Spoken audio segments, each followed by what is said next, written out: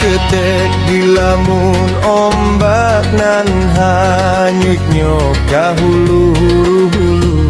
Dek ibo angin mangko katapi kasudahannya sampai juo. Pandai bana adik manembak manembak indah jopi luru. Kanai sabala jantung hati iman di dado diguncangnya.